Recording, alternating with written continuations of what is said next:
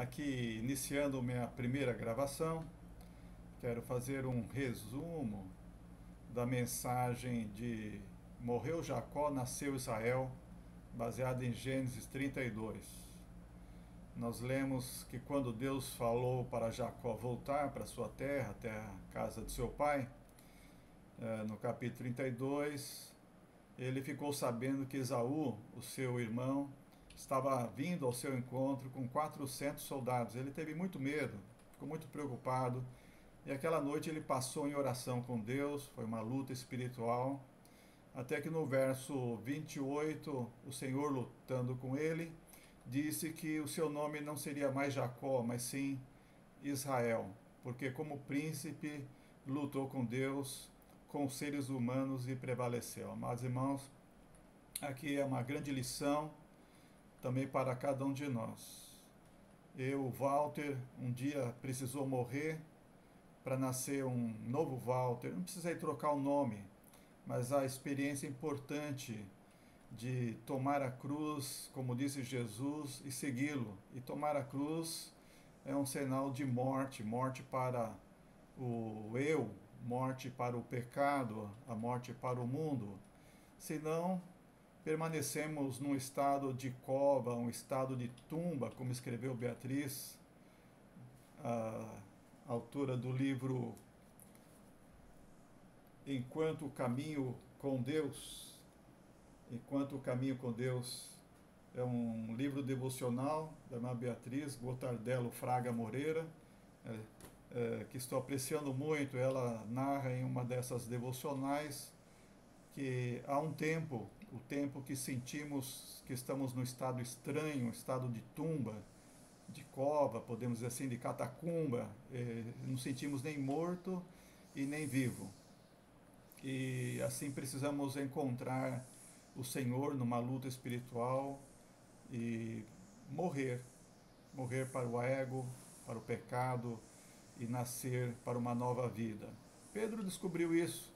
Olho lá em Mateus capítulo 26, quando negou Jesus na casa do sumo sacerdote, enquanto Jesus era julgado, acusado falsamente. 3 vezes ele ali negou, e diz o texto que ele saiu para chorar. João 18 fala sobre esse episódio. José também lá no Egito, antes de ser levado ao Egito, quando seus irmãos o lançaram na cova, ele não estava nem vivo nem morto. Gênesis 37, seus irmãos queriam matá-lo, mas Deus tinha um plano, um projeto, e ele foi levado para o Egito, e lá, Gênesis 39 narra que ele foi vendido para Potifar, que era capitão da guarda do palácio de Faraó. Nós conhecemos a história, o que aconteceu ali, inclusive o episódio em que a mulher de Potifar cobiçou, quis ter uma relação inapropriada com ele teve que fugir, ele foi preso por causa disso, e lá no calabouço, ele estava nem vivo e nem morto, e narra então isso lá, Gênesis 39, até que então ele foi alçado do cárcere e conduzido até Faraó.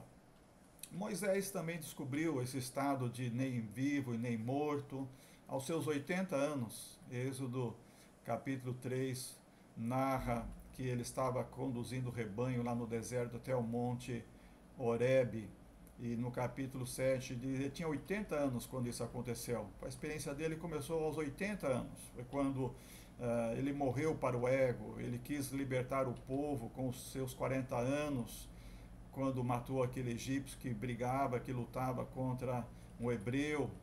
Ele achava que seria o libertador, mas ele não estava preparado, não era o tempo. Então ele foi conduzido ao deserto, e lá 40 anos no deserto, apacentando as ovelhas do seu sogro, de Jetro.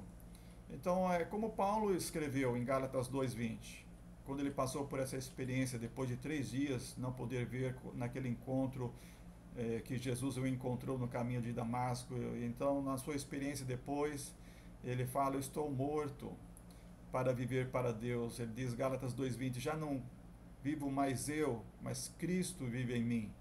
E a vida que agora vivo na carne, vivo na fé do Filho de Deus, o qual me amou e se entregou a si mesmo por mim. Essa foi a experiência de Saulo. tornou o grande evangelista, o grande apóstolo dos gentios. Também teve uma experiência interessante, no capítulo 9 de Atos, ele estava tentando evangelizar os hebreus em Jerusalém, convencê-los, ele tinha muito argumento, mas ele precisou sair e fugir, refugiar lá na sua cidade natal de Tarso, porque eles não aceitavam seu testemunho.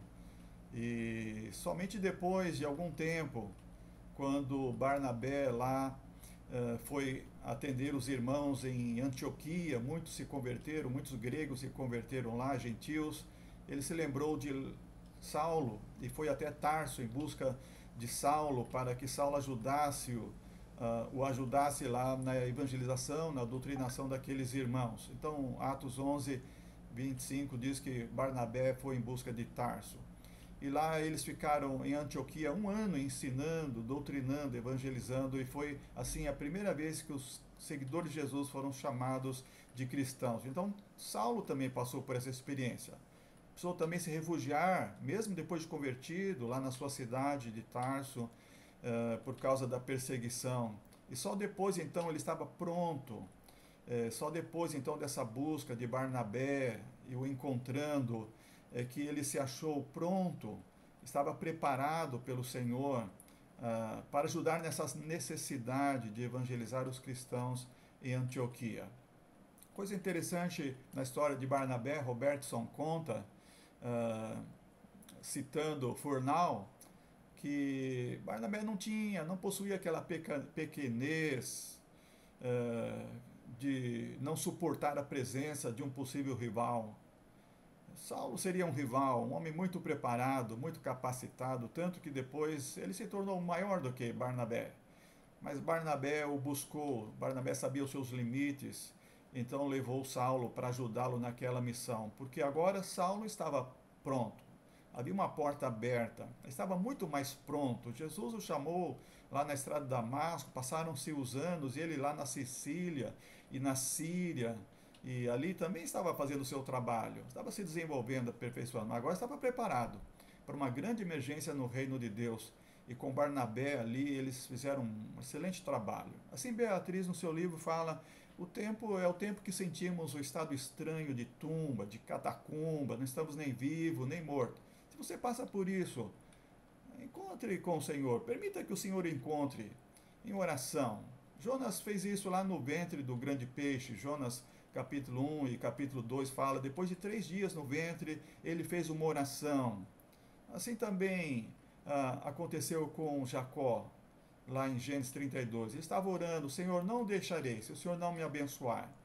E então ele conseguiu a bênção do Senhor, e ele se tornou Israel, porque como príncipe lutou com Deus e com seres humanos e prevaleceu. Vamos dizer como Paulo: já estou crucificado com Cristo, não vivo mais eu, mas Cristo vive em mim. E a vida que agora vivo na carne, vivo na fé do Filho de Deus, o qual me amou e se entregou a si mesmo por mim. Há o perigo de falhar. Alguns falharam. O jovem rico de Mateus 19 falhou depois de encontrar com Jesus. Himeneu, Alexandre, 1 Timóteo e 2 Timóteo 2, eles também falharam. Nós temos também Diótrefes lá, de 3 João, também falhou. Mas nós temos tudo para vencer, como Jacó, como José no Egito, como Saulo se tornou Paulo, grande apóstolo dos gentios. Vamos ver como salmista, Salmo 18. O Senhor vive, bendita a rocha da minha vida, exaltado seja Deus meu Salvador. Deus quer que cheguemos a este momento, ao lugar onde terminará o nosso eu, o nosso ego. Vamos morrer para o pecado. Ele quer que a morte termine com o homem ou a mulher que há em nós, como diz Beatriz. Enquanto houver um átomo do velho homem, não podemos ressuscitar. Não devemos nos esquecer que Jesus também esteve morto e ressuscitou ao 3º dia. E ele tem o poder agora de nos dar vida. Vamos viver a vida na fé do Filho de Deus, o qual nos amou e se entregou a si mesmo por nós. Você precisa tomar sua cruz e morrer, se você ainda não morreu. Se você sente que tem um estado nem vivo nem morto, tome a cruz de Jesus. Morra para o eu, morra para o pecado, morra para o mundo. Senão permanecerá nesse estado de tumba, nem vivo e nem morto. Vamos experimentar a vida em Cristo Jesus. A vida em Cristo Jesus. Vamos viver na fé do Filho de Deus, o qual nos amou, se entregou por nós. Deus nos abençoe. Amém.